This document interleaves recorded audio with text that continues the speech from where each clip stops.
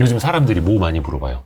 내년에 뭐 주식시장 어떻게 될지 물어보고, 근데 저한테는 그냥 유동성 얘기 많이 물어보는 것 같아요. 어떻게 유동성이 어떻게 될지, 그리고 한국 시장보다 미국 시장 많이 물어보시는 것 같고. 결국에는 연준의 힘이 강력하고 네. 그 유동성에 따라서 주식의 물높이처럼 수위처럼 계속 있다 보니까 아무래도 거기 사람들이 이제 초점을 둘 수밖에 없죠. 그렇죠. 네. 근데 또 그게 전부는 또 아닐 수도 있을 것 같고.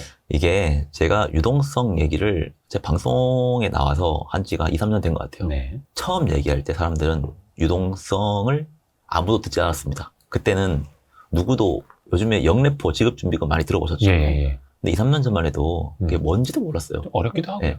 그래서 그게 주식시장이랑 무슨 관계냐. 음. 근데 저는 그때부터 그 얘기를 조금씩 했던 것 같아요. 근데 지금은 대부분 모든 사람들이 알고 있습니다. 그래서 저는 자산시장을 연구를 하는 데 있어서 유동성 분석은 무엇보다 중요하다고 생각하는 사람 중에 한 명입니다.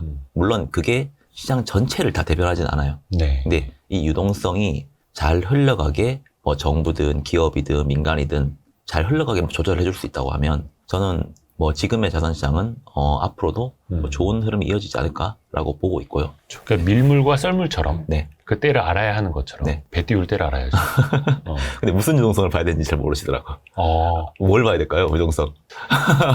이게 말은 쉬운데 또 뭘 봐야 될지 몰라요, 사람들은. 네. 그래서 항상 뭐 우리로 따지면 금통위 FOMC에서 나오는 네. 기준금리부터 보고 점도표 보고 그렇죠. 뭐 QT가 어떻게 축소되는지 혹여나 QE로 가는지 국채 매입을 어떻게 하는지 뭐 이런 것들 다 보는 건데 그렇죠. 네. 이게 또 어디까지 봐야 하고 이게 그 흐름이 또 중간중간 어떻게 되는지도 헷갈려요. 네. 그래서 성상혁 본부장님을 모신 겁니다. 맞아요. 개인 투자자들 입장에서는 뭐 알았어, 다 알았고 그래서 내년에 어떻게 돼? 내년에 그래서 해야 돼, 말아야 돼. 이렇게 또 궁금하시는 분들도 많으시거든요. 오늘 준비해 주신 자료 보면 네. 연준만 보면 절반만 보는 것이라는 내용이 있어요. 연준만 보면 우리는 기준금리 추이만 보거든요. 저는 기준금리 추이를 보고 자산시장을 전망한 사람들은 최근 2, 3년 동안 거의 투자를 해서 돈을 많이 못 벌었다 생각하고 있어요. 왜냐하면 일반적으로 경기 사이클이라고 하는 게 경기가 좋아지면 물가도 반등합니다. 그러면 연준은 그 과열된 시장을 줄이기 위해서 금리를 올립니다. 그러면 그 과열이 사그라들면서 위축으로 들어가죠. 네. 그러면 사실상 금리를 올리는 시기에서는 자산시장의 위험자산의 비중을 줄이는 게 맞습니다. 그런데 2022년부터 금리를 올렸지만 2022년에 한번 변동성이 생겼지만 2023, 2024 계속 기준금리를 올리는 추세였거든요. 네. 근데 미국 시장은 어땠습니까? 날라갔죠. 그게 기준금리를 가지고 자산시장을 전망을 해버리잖아요. 그러면 지금 사이클에서는 전혀 들어맞지 않는다고 보고 있어요. 제가 다른 사람들과 보는 시각이 좀 다른 것들은 저는 일단 과거의 역사를 많이 봅니다. 그래서 이 역사를 토대로 했을 때 지금이 과연 인플레이션이 올라간다고 해서 자산시장이 부러질 시기인가, 아니면 그 인플레이션을 정부가 일정 부분 활용하려고 하는 시기인가, 이런 부분들을 전 분석하는 것도 매우 중요하다고 보거든요. 그거는 최근 우리가 20, 30년 동안 경기 사이클을 봐서는 절대 해석이 불가능합니다. 제가 그래서 오늘 좀 말씀드리려고 하는 게, 지금은 폭풍의 시대다. 그 폭풍의 시대가 재편되기 전까지는 현재의 상황은 매우 변동성이 클 수밖에 없다. 지금 미국은 어떻게 보면 우리도 지금 양극화라는 게 심하지만 미국은 양극화가 어마어마하게 심해졌습니다. 1970년대 이후에. 그리고 정치적으로 분열도 많이 되어 있고요. 정치적인 문제 첫 번째. 그리고 지금 미국의 부채 비율은 GDP 대비해서 120%를 넘어갑니다. 과거에 역사적으로 이렇게 높았던 적은 1940년대 이후에 없었습니다. 정부 부채 비율? 네. 이 정부 부채 문제가 두 번째. 그리고 요즘에 많이 들어보셨겠지만 뭐 트래핑 딜레마라고 하는 게 있거든요. 결국은 패권 국가는 최대 수입국이 될 수밖에 없고 그 달러를 찍어서 다른 수출국들에게 자기의 통화를 줘야 됩니다. 그러다 보면 무역 적자가 날 수밖에 없어요. 이 무역 적자가 나도 이 부분들이 계속 지속이 되려면 이게 자본 수지 흑자로 끌어올 수 있어야 되거든요. 그렇죠. 근데 자본 수지 흑자로 끌어오는 게 옛날만큼 쉽지 않아졌다. 금융의 문제가 전 세 번째.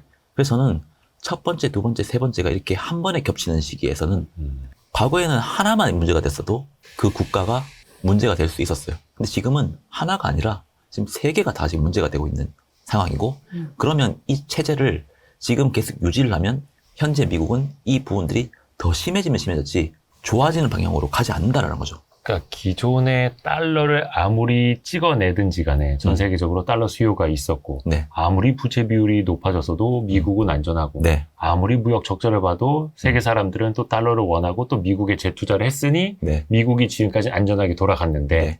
과연 이 삼박자 속에서 미국의 이 부채로 인한 경제는 언제까지 안전하게 돌아갈 것인가? 이 네. 퀘스천부터 시작하는 거예요. 그렇죠. 이거를 미국은 어떤 식으로 해결을 해 나가려고 하는지가 제가 생각하는 향후 시나리오입니다. 어떤 식으로 해결해 나갈까?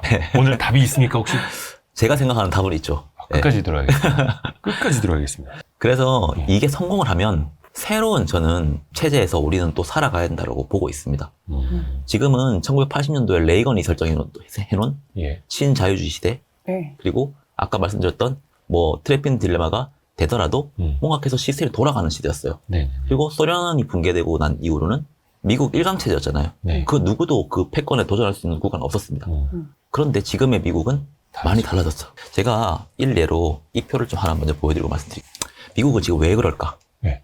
미국은 현재 산업 인프라에서 우리가 기반을 잃고 있다라는 의식이, 위기의식이 매우 지금 강해진 상황입니다. 네. 2000년 초반에 미국의 반도체 생산 비중은 전 세계의 37%였습니다. 네. 그러니까 제조 왕국이었죠. 그 전에는 더 강했고요.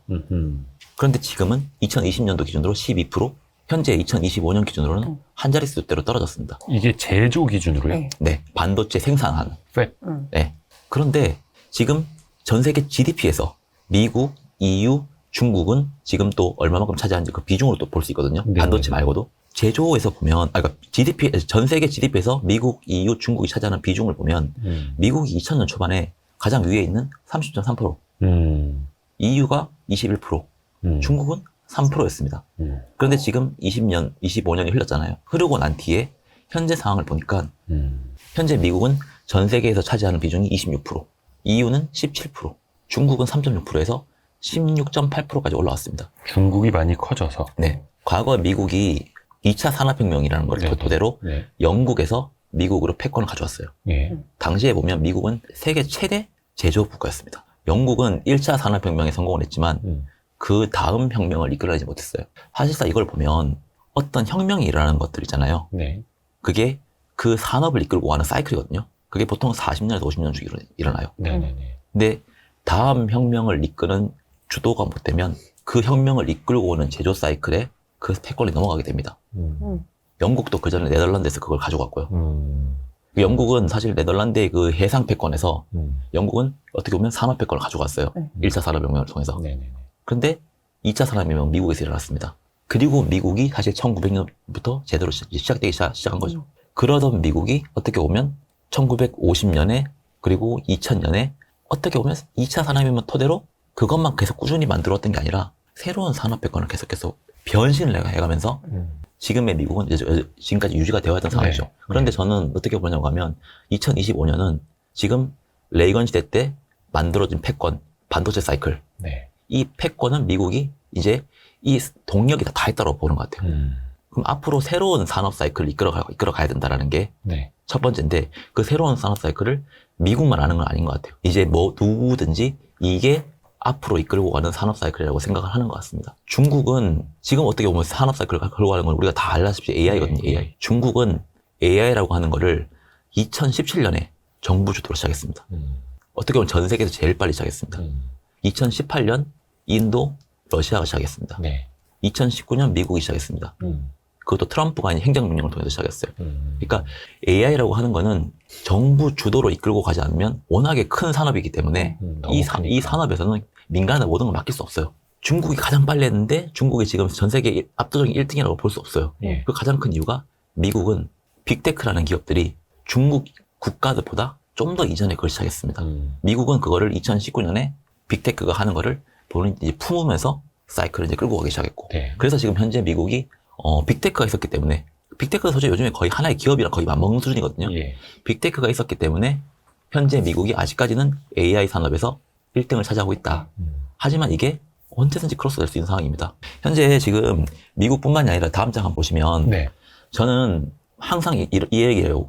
우리가 국가 자본주의라고 하는 거를 그동안 40년, 50년 동안 들어본 적이라도 있는가? 없어요. 우리는 사실 박정희 시대 때는 국가 자본주의였습니다. 그리고 그렇지.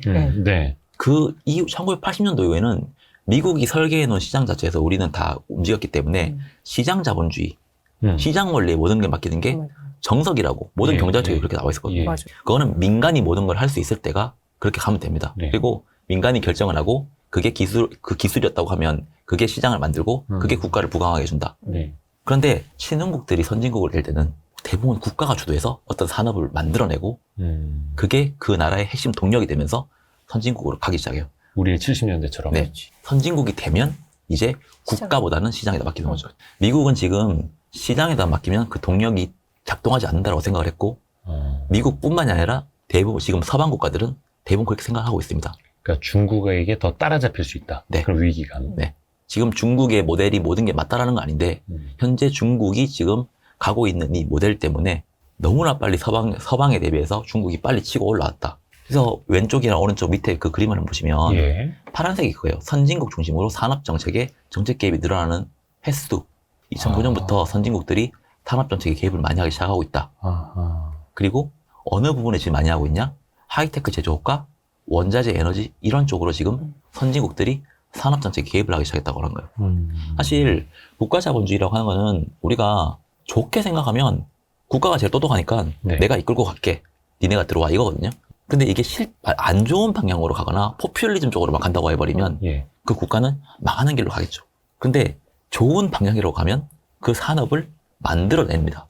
바이든 정부 때도 칩스법이라는 게 있었어요. 네. 그게 쉽게 말하면 거예요. 정부가 1달러 투자할게. 민간이 9달러 가져와. 그래서 10달러 모아서 우리 과학기술에 투자하자. 대신 돈을 얼마를 가지고 와. 우리는 어느 쪽으로 투자하자는 게 다 정해진 거거든요. 그렇죠. 이게 국가가 사실 산업을 찍어주는 방식입니다. 지금 만약에 기업들이 뭐 얼마가 있는데 이 돈을 다양한 포트폴리오를 분산시키지 말고 이쪽으로 집중을 해 라고 하는 게 사실 국가가 주도하는 자본주의고 국가 자본주의고 그게 민간이랑 합심일 때 그 파괴력은 커진다는 거죠. 그러니까 문어발 경영하지 말고 철 만드는 건 포항제 처리하고 네. 뭐 윤활유나 기름 만드는 건 유공이 하고 네. 이런 식으로 하시오라고. 네, 근데 그런 식으로 지금 2025년, 2026년에 펼쳐지고 있다는 거예요. 그렇죠. 네. 그 사이클은 죄송해요. 말씀. 선진국이 네. 국가 자본주의로 다시 회귀하는 게 가장 절대적인 이유가 중국 때문인 거예요, 그러면? 이게 네. 우리가 2008년도에 금융위기라는 걸 봤어요. 대규모 양적 완화를 했습니다. 지금 전 세계 시장에 특히 미국 시장에 돈이 부족하지 않습니다. 근데 원래 성장률이라고 하는 거는 돈과 돈의 속도의 곱입니다. 근데 돈이 돌지가 않아요. 그러니까 이게 저는 미국은 어떻게 생각했는지 제가 생각하는 미국은 왜 이렇게 생각하느냐 보면 우리가 돈이 부족한 게 아니다. 통화량이.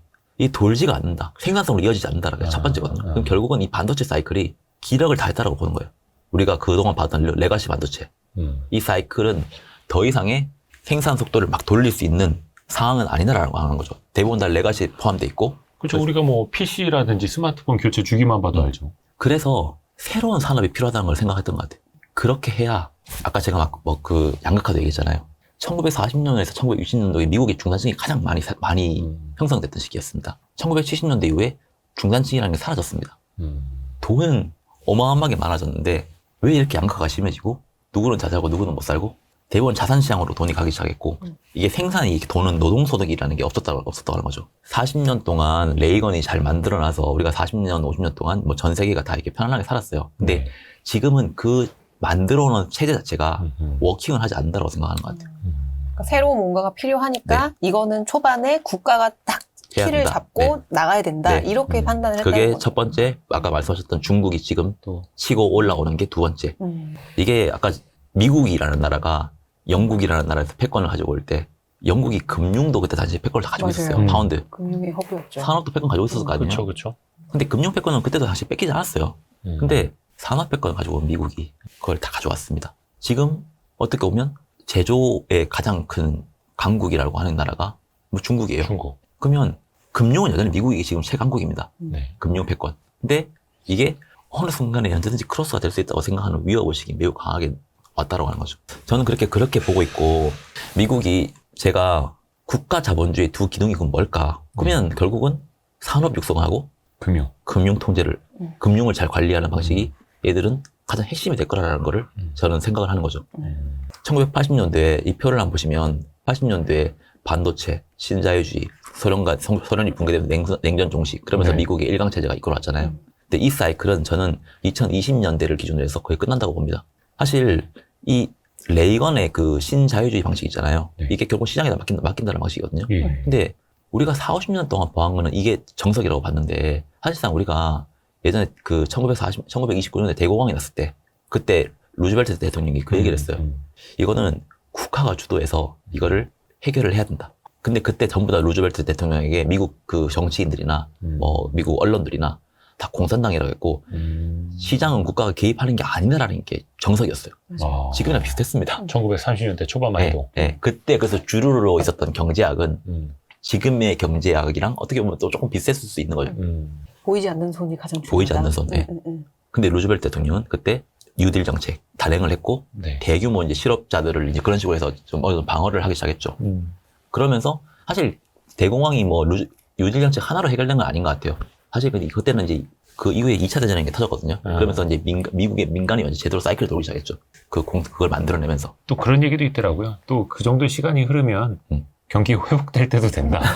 그 10년 가까이 흘러서 또 이렇게 되니까. 예. 네. 그러니까 이게 보자고 하면 국가가 주도해서 이 현재 상황을 막아내고 예. 나중에 민간의 그 민간이 이제 성장을 하면서 대출 사이클을 풀어가면서 이거를 해결해 나가는 방식. 네. 이 방식이 저는 앞으로 미국이 큰 그림으로 갈 가능성이 높다라고 보고 있어요. 그러니까 국가 주도의 국가 자본주의로 가되 어느 순간부터는 이제 민간이 다시 이 사이클을 확장시킬 수 있는 방식으로 가야 현재 지금의 뭐 부채 문제나 현재 지금의 그런 뭐 정치적으로 양극화 문제나 현재 지금의 트래핑 딜레마 문제나 이 모든 것들이 해결된다고 봅니다.